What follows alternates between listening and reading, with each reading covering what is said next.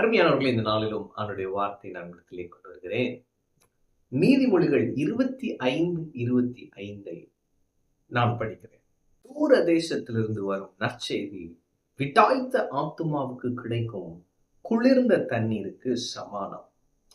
அப்ப இந்த 2025ல 25ஆம் நீதிமொழிகள்ல 25ஆம் வசனத்தை வச்சு இன்னைக்கு நான் உங்களோட பேசுறேன். என்ன போட்டிருக்கு? தூர தேசத்திலிருந்து வரும் நல்ல செய்தி விடாய்த்த ஆத்துமாவுக்கு கிடைக்கும் குளிர்ந்த தண்ணீருக்கு சமானம். வறட்சியான இடத்துல, வனாந்தரத்துல, தண்ணீரே இல்லாத நேரத்துல ஒரு ஆள் ஒரு கிளாஸ் தண்ணி கொடுத்தா எப்படி இருக்கும்? உயிரே பிழைச்ச மாதிரி இருக்கும்ல. அது மாதிரி தூர தேசத்திலிருந்து ஒரு நற்செய்தி இருக்குமா? அப்படியே யாக்கோபுடைய வாழ்க்கையில இது நடந்தது. அவன் ஒரு பொய்யை நம்பி, பையன் மறிச்சு போயிட்டான், யோசேப்பு மறித்து விட்டான் என்ற ஒரு பொய்யை நம்பி வாழ்ந்து கொண்டிருக்கிறான். அவன் துக்கத்தோடு தன் நாட்களை கடித்துக் கொண்டிருக்கிறான்.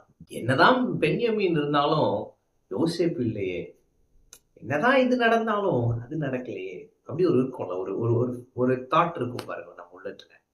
என்னதான் இது கிடைச்சிருந்தாலும் அது நல்லவர்களாம் செஞ்சுட்டாரு, ஆனா எனக்கு அது இன்னும் செய்யலையே.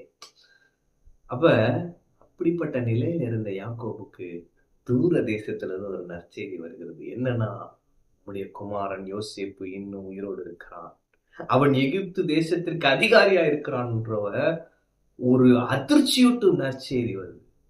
அவன் அதை ஏற்றுக்க முடியல, அவனால ஏற்றுக்கொள்ள முடியல, எதிர்பார்க்கவே இல்லை. இன்னைக்கு நான் சொல்றேன், நீங்க எதிர்பார்த்திராத ஒரு நற்செய்தியை நீங்க கேட்க போறீங்க.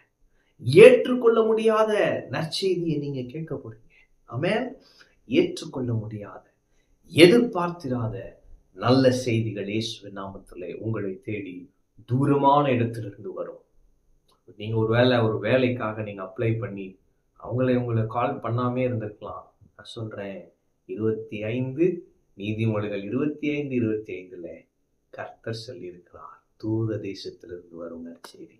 கர்த்தர் இன்று உங்களை ஆச்சரியப்படுத்துவார். இந்த நாள் உங்களுடைய அற்புதத்தின் நாளா இருக்க போகிறது. இந்த நாள் உங்களுடைய சாட்சியின் நாளா இருக்க போகிறது.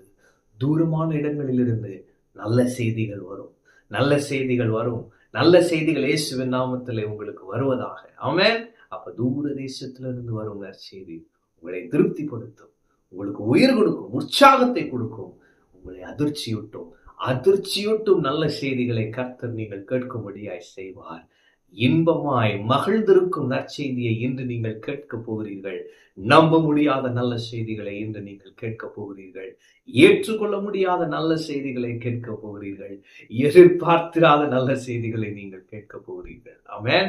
ஒரு பிரச்சனையில நீங்க இருக்கிறீங்களா? பாருங்க, லோத்துக்கு ஒரு பிரச்சனை வந்துச்சு. சோதோம் குமார ராஜா எல்லாரையும் அவங்க தூக்கிட்டு போயிட்டாங்க எதிரிகள், லோத்தையும் அவனுக்கு உண்டான எல்லாவற்றையும். அப்ப ஆபிரகாம் என்ன பண்றாரு? ரொம்ப தூரமான இடத்துல இருந்து ஒரு 318 பேரை கூட்டிட்டு போய் லோத்தை மீட்டு கொண்டு வருகிறான். லோத்துக்கு அது ஏற்றுக்கொள்ள முடியாத, எதிர்பார்க்காத ஒரு நல்ல செய்தி. ஆபிரகாம் வர்றான். அவன் ஏன்னா இவன் ஆபிரகாம் கிட்டே போனான். நீங்க நான் சொல்றேன், தூரமான இடத்துல இருந்து நல்ல செய்திகள் வரும்.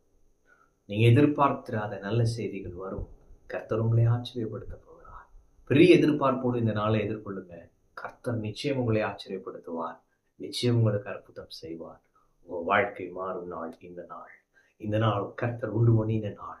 நாம் மகிழ்ந்து களி கூறுவோம். ஆமென். கர்த்தர் உங்களோடு இருக்கிறார். கர்த்தர் உங்களை ஆசீர்வதிப்பார்.